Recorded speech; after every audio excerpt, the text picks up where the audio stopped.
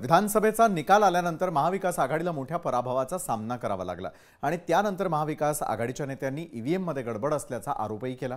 या आरोपांनंतर आता शरद पवारांच्या राष्ट्रवादीचे आमदार जितेंद्र आव्हाडांनी मात्र थेट अन्न व नागरी पुरवठा मंत्री धनंजय मुंडेंवरच निशाणा साधला।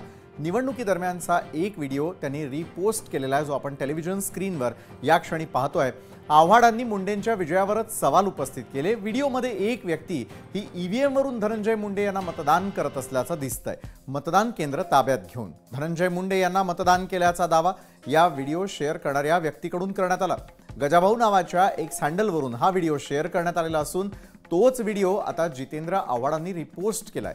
या व्हिडिओबाबत एक एक्स पोस्टही आव्हाडांनी शेअर केलेली आहे। परळी मतदारसंघामध्ये 201 बूथ ताब्यात घेऊन मतदान करण्यात आलं।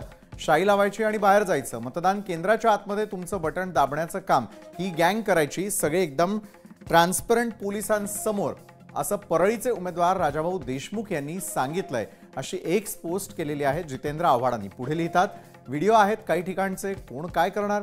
हे कायद्याचे राज्य आहे। पुढे कोणाला कॉन्ट्रॅक्ट द्यायचे असेल तर वाल्मिक कराडशी संपर्क साधावा। आणि या संदर्भात अधिक चर्चा करण्यासाठी थेट जितेंद्र आव्हाड आपल्यासोबत जोडले गेलेले आहेत। आमदार आहेत ते स्वतः।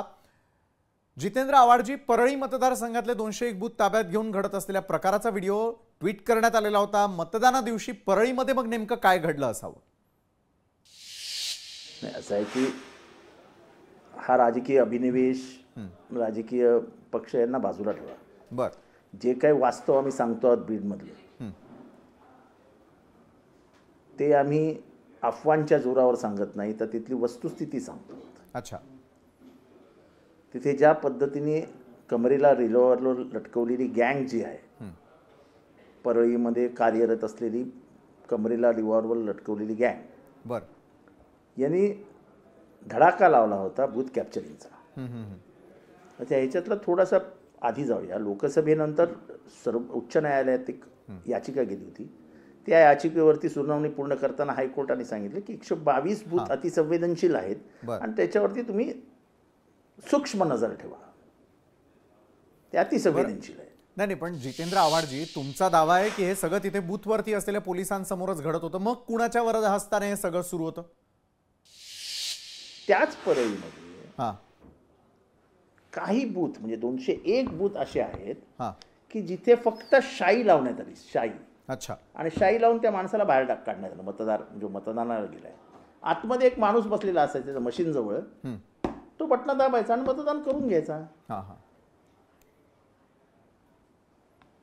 ही प्रक्रिया, आणि असं जर होणार असेल तर या देशात लोकशाही राहील कुठे? आणि हे सगळं का? तर 2014 पासून जे काही तिथे दहशत, पैसा पैसा दहशत, पैसा दहशत, पैसा दहशत, हे जे काही क्रॉस कनेक्शन्स आहेत, एकीकडे पैसा येत गेला, पैशाच्या जोरावरती क्रिमिनलायझेशन वाढत गेलं, क्रिमिनलायझेशनच्या ह्याच्यावरनं दहशतवादी केली, दहशतीने भय वाढत गेलं, आणि प्रशासन तर त्यांनी पूर्ण घशातच घातलं होतं। कलेक्टर वाल्मिक कराडच्या सांगण्यावरून, SP वाल्मिक कराडच्या सांगण्यावरून हे सगळं झाल्यानंतर मग बाकी काय राहिलं? आता हे जे आम्ही पुढे आणतोय याच्यावरनं पूर्ण प्रशासन सामील आहे याच्यात। आपण मग जितेंद्र आव्हाडजी, परळीमध्ये पुन्हा एकदा मतदान व्हावं का असं तुम्हाला वाटतं का? त्याची मागणी करणार का तुम्ही?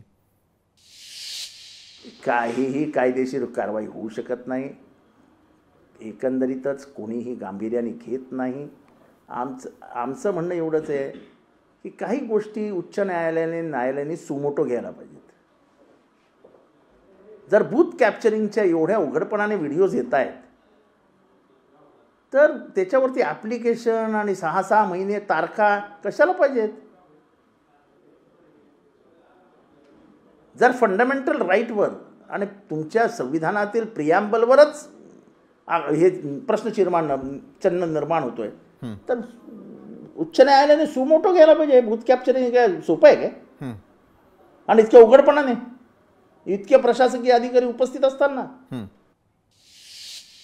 नक्कीच धन्यवाद जितेंद्र आव्हाडजी, तुम्ही आमच्यासोबत जोडला गेलात आणि परळीमध्ये नेमकं काय घडलं हे सांगण्याचा प्रयत्न केलात त्यासाठी। लोकशाही मराठी ऐका, पहा, जागरूक रहा।